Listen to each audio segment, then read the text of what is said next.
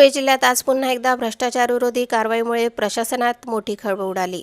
Anti corruption bureau Maharashtra Dhule पथकाने शासकीय धान्य खरेदी प्रक्रियेत सुरू असलेल्या लाचखोरीचा प्रकार उघड करत धडक कारवाई केली। धुळे तहसील कार्यालयातील पुरवठा निरीक्षक तथा गोदाम व्यवस्थापक मनीष बागुल याला 5,000 रुपयांची लाच स्वीकारताना रंगेहात पकडण्यात आले आहे।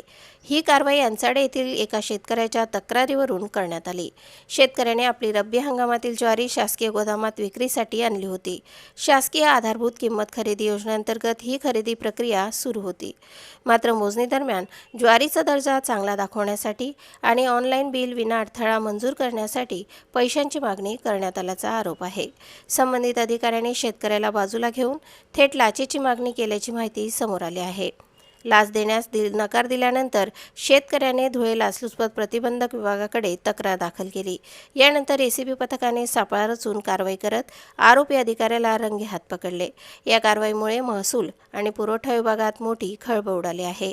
शासकीय खरेदी प्रक्रियेतील भ्रष्टाचार पुन्हा एकदा उघड झाल्याने संताप व्यक्त केला जात आहे। या प्रकरणामुळे शेतकऱ्यांच्या अडचणी आणि प्रणालीतील पारदर्शकतेवर प्रश्नचिन्ह निर्माण झाले आहे। दरम्यान आरोपी अधिकाऱ्याविरुद्ध भ्रष्टाचार प्रतिबंधक कायद्यानुसार गुन्हा दाखल करण्याची प्रक्रिया सुरू आहे। पुढील तपास एसीबीकडून अधिक सखोलपणे केला जात असून या प्रकरणात आणखी काही अधिकारी किंवा मध्यस्थांचा सहभाग आहे का याचाही शोध घेतला जात आहे। संपूर्ण जिल्ह्यात या कारवाईची जोरदार चर्चा सुरू असून प्रशासनात तणावाचे वातावरण आहे। प्रतिनिधी गोकुळ देवरे आणि वृत्तनिवेदिका सीमा पाटीलसह स्वराज्य न्यूज धुळे।